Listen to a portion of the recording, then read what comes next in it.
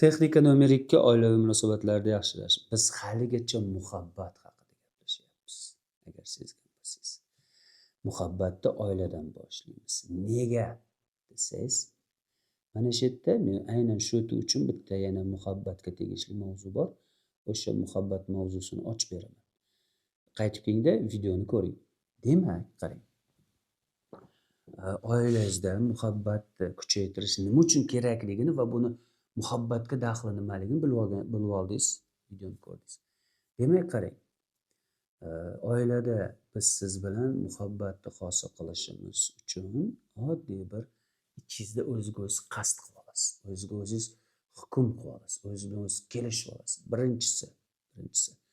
Biz o'zi 5 ta qadamni o'rgataman sizga. Umuman olganda 6 ta qadam. 5 ta deb turaman, 6-chisi ham bor. Qarang. Birinchisi o'zingizga o'zingiz qasd qilasiz. Bugundan boshlab men deysiz.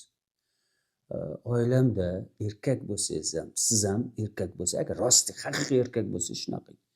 Agar uncha erkak emas, mana urush qo'yib, janjal qilib, onasini erkaktoy bolasi bo'lib yursangiz, пожалуйста. Haligi yoki ayollik garmon ko'payib ketgani uchun kuchi bor ayollik haligi nima deydi, shallaqaligi paydo bo'lib qolgan erkak bo'lsangiz, lekin haqiqiy erkak bo'lsangiz qiling bu mashqni. Qarang. Nima qilasiz? Birinchi o'rinda siz o'zingiz o'zingiz kelishib olasiz, aqd qilasiz, aytasiz. Bugundan boshlab men urush janjalni to'xtataman. Sen aybdor, men aybdorni to'xtataman. Bugundan boshlab men oila a'zolarimni hech qaysiga baqirmay gapiraman. Baqirgim kelib ketsa ham baqirmay gapiraman. Sabab ularda hammasi muhabbat izlayapti. Faqat o'zlari buni bilmaydi. Har bir qilayotgan harakatimiz tagida qadrdonlar yaxshilik yotibdi. Hamma yaxshilik izlayapti. Demak, birinchi qadam urush, ichki janjal, tashqi janjal to'xtatish, voz kechish undan. Ikkinchi qadam bu qadrdonlar, qarang, urush janjal to'xtatganingizdan keyin ikkinchi muhim qadam bu oilada o'ziga xos himoya hosil qilish kerak. Bu nima degani? Sizni oila a'zolaringiz, farzandlaringizmi, umr yo'ldoshingizmi sizni oldida o'zini himoyalangan his qilish kerak. Himoyalangan his qilgandan keyin, demak, qarang, bu inson sizga ochilishni boshlaydi. Xo'sh. Birinchi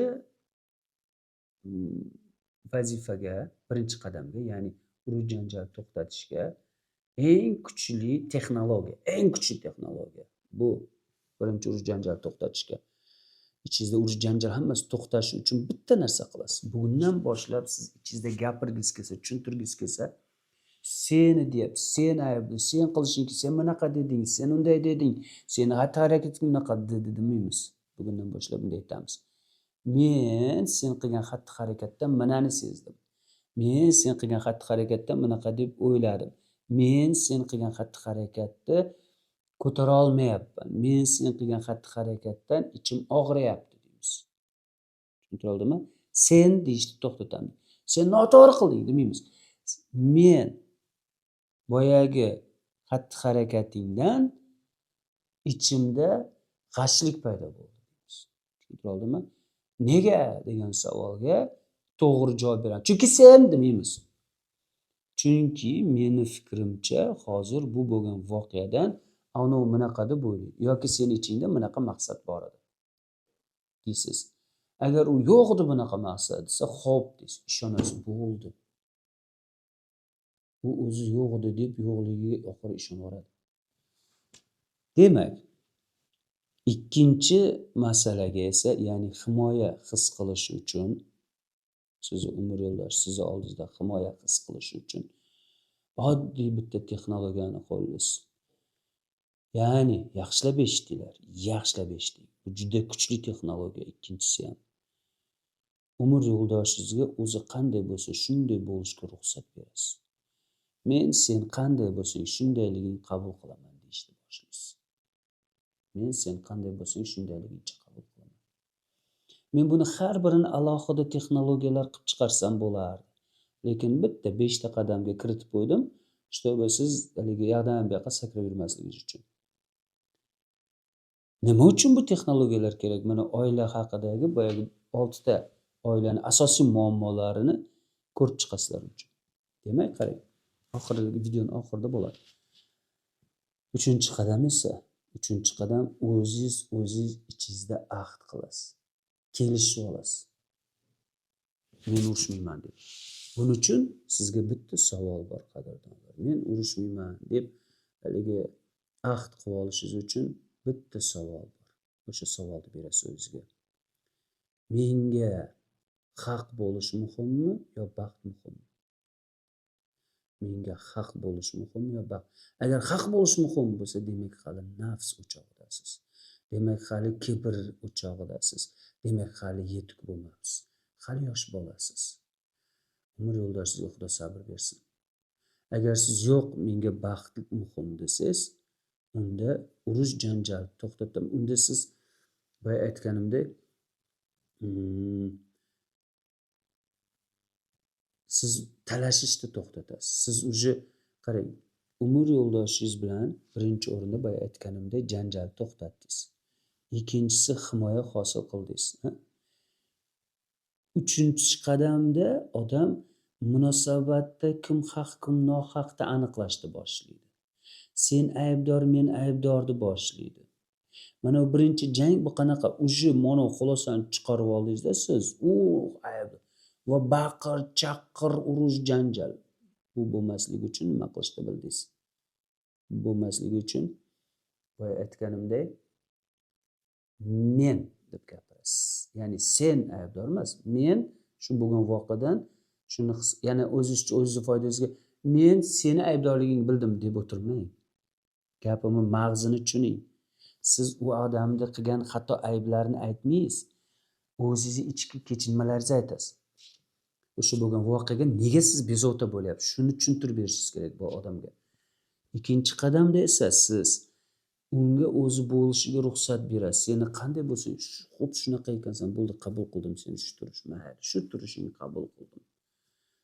Meni ham shu borimcha qabul qilyapsan, qabul qil. Men ham seni boringcha menga mos tushsang, men aytganday bo'lsang, bunday bo'lsang, ko'rinishing bunday bo'lsa, ko'rinishing bunday bo'lsa qabul qilaman. Deysiz, siz hali yosh bolasiz. Siz uylanishga yoki oila qurishga loyiq emassiz. O'sing avval, ulg'aying.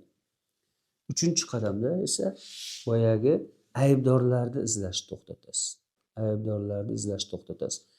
Ichingizdagi urush bu. Boyagi tashqi bo'lsa, bu ichki urush. Buni to'xtatish uchun siz o'zingizga o'zi aytasiz. Menga nima muhim? Haq bo'lishmi yoki baxtmi? Farzandim baxtli bo'lishimi yoki haq bo'lishimi? Farzandim baxti uchun mayl. O'zim uchun mayl. Endi uchalasini ham tagida aslida esa yaratuvchi sen uchungina men shu inson bilan yashashni tanlaganman. Shuning uchun sen juft yashaylar deganing uchun uylandim, erga tegdim. Sen uchun men mana shu munosabatda xuddi bir jamiyatda odamlar ana malatsi, yaxshi yashayapti, zo'r oila, musulmonlarni qaranglar qanday yaxshi yashayapti degan gapi uchun yashayapman siz.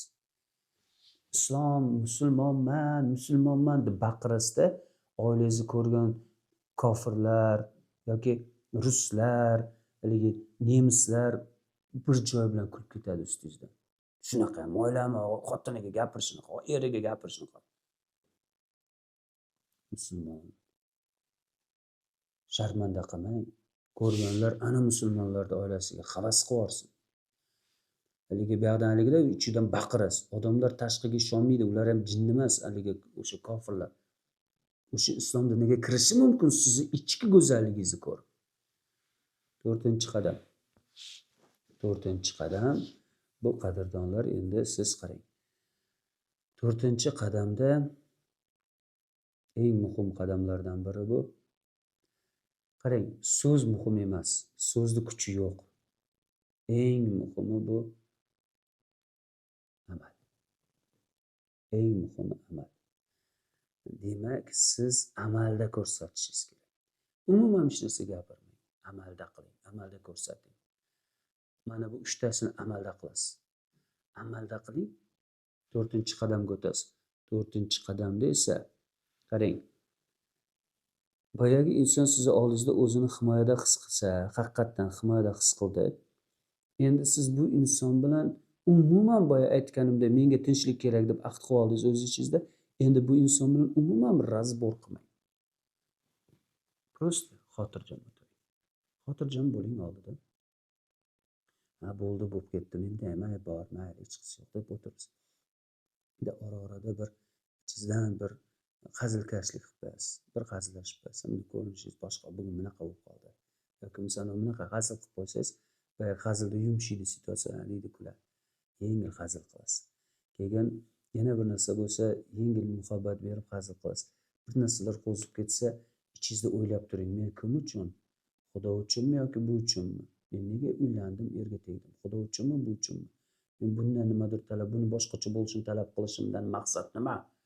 O'zimni nafsimni buzdim yoki Xudo uchun uylandim, erga tegdimmi? Men agar siz uylanish va erga tegishda pul to'lagan bo'lsangiz yoki biron bir xizmat qilgan bo'lsangiz ekan, qilayotgan hamma ishingiz Xudo uchun bo'lsa, buni qanaqaligini oldindan hech kim bilmagan, hech qaysi odam erga tegayotganda eri qanaqa, xotini qanaqa bilmagan, yashab keyin bilgan. Chunki Xudoni sizga bergan ham mukofoti, ham sinovi bu. O'shaning uchun ey Xudo, mayli men buni qanaqaligini bilmayman, sen uchun buni g'alatiligini qabul qilaman deysiz. Va boya aytganimdek, hissiyot. Amalda siz просто haligi amal hech qisi yo'q deb kechirib ketaverasiz. Va hazil-huzul qilib bir ikki shirin gapirib qo'ysangiz, boyagi oldingizdagi umr yo'ldoshingiz ham bunday qaraydi, sразу hazilga o'tadi. Sizni ichki holatingiz 100% yo'qadi. Agar men hozir biron bir magazinga jahl bilan kirsam, o'sha yerda o'tirganlar men jahlimni sezadi, his qiladi. Agar men o'sha magazinga xursand bo'lib kirsam, ular sezadi. Demak, siz holatni qarang, bu 3-texnologiya men sizga berayotgan kuchli texnologiya, 4-si, даже 5-si. Har biri muhim. Lekin eng kuchlilaridan birinchisi, ikkinchisi bunisi. Eng kuchli texnologiya shundanki, sizni ichki holatingiz, sizni holatingiz yo'qadi odam. Holat haqida men gapirishga hali haqqim yo'q. Chunki men ustozlar darajasiga erishmaganman. Bir xillar o'zi ustoz yo'q, bir joyda eshitib olganda haligi yogaga o'xshaydi. Yoga degan yo'nalish bor, bilasizlar, nimaligini hech kim bilmaydi o'zi. Lekin yoga yomon, yoga unaqa. Yoga esa o'sha boyagi siz o'rganayotgan mana yoga emas u. Bunday turish emas. Yoga bu perevod qilganingizda usul deb nomlanadi. Usul yo'l degan. Uni eng yuqori darajaga erishgan eng katta professorlar o'sha yo'nalishdagi buddizmni professorlar o'rgatish kerak va o'rganish kerak va ular hammaga bera olmaydi. Loyiq bo'lganlarga beradi. Bizlarda ham ustozlarda shunaqa shartlar bor. Yogani kim olgan? Itam, bitam yogani olganda hozir Amerikaga borsangiz, alkash lekin yogadan dars o'tadi. Bizda ham tiqilmas bunaqalar. Lekin aslida yogani aslini esa faqat kuchli ustozlar shunga loyiq bo'lgan shogirdlarga beradi. Bizda ham ustozlarda shunaqa narsa bor. Holatni duch kelgan odam o'rgata olmaydi uni. Uni ustozlar loyiq deb bilgan shogirdga beradi. U shogird o'zidan kelib chiqib ma'lum bir miqdorda xalqqa yetkazishi mumkin yoki u loyiq bo'lmasa yetkazmaydi. Bizda hozir holat deb gapirib ketuvchilar ko'payib ketdi. Bitta reklamaga pulni tikadi yoki palonchini qizi, o'g'li holat. O'zi gram holat yo'q. Gram holatni boshqara olmaydi. Sal nervga tegsangiz holatni ko'rasiz-da. Demak, holat. Siz ichingizda xursand. Qanday qilib hosil qilasiz buni? Juda bu masalani keyin yaxshilab yoritib chiqamiz. Men sizga o'zingiz biladigan usulda hozircha hosil qilib beraman. Hozircha o'zingiz bilgan usulda. Просто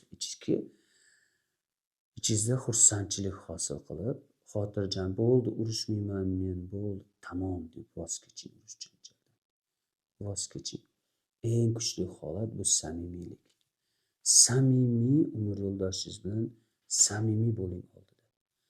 Samimiy bo'ling, qo'rqmang, sirimni bilsa ancha yetkazadi desa, yetkazsin. ichingizdagi kamchiliklarni bilib olsa, birovga aytadi, kim menga qarshi ishlatadi desa, ishlatsin. Men Xudoni himoyasidaman deng. O'zi Xudoni himoyasiga topshiringda, samimiy bo'ling, qo'rqmang. Bu samimiylik sizni umr yo'ldoshingizga emas, siz o'zingizga foyda. Siz o'zingiz uchun juda katta shifobaxsh kuchga ega. Umr yo'ldoshingiz sizga qarshi ishlatadimi, ishlatmaydi. Bu Xudoni sinovi, bu Xudoni Xudoga o'zingizni topshiring. Umr yo'ldoshingiz ham sizni samimiylingizdan oxir oqibat o'zi samimiy bo'lishni boshlaydi. Demak, oilaviy munosabatlarni tiklashda mana shu 5 ta texnologiyani qo'llang. O'zi вообще-то 6 ta aytdim. Demak, qadrdonlar, biz siz bilan yana uchrashamiz. Qiziq bo'lsa yozinglar. Muhabbatga tegishli bo'lgan boya yana bitta muhabbat haqida aytib beraman dedim. Uni men sizga hozir aytib beraman. Silka bo'yicha o'tgan bo'lsa, ko'rgan bo'lsangiz, maladesizlar. Agar bo'lmasa, silka bo'yicha o'tinglarda ko'ringlar, yana aytib beraman.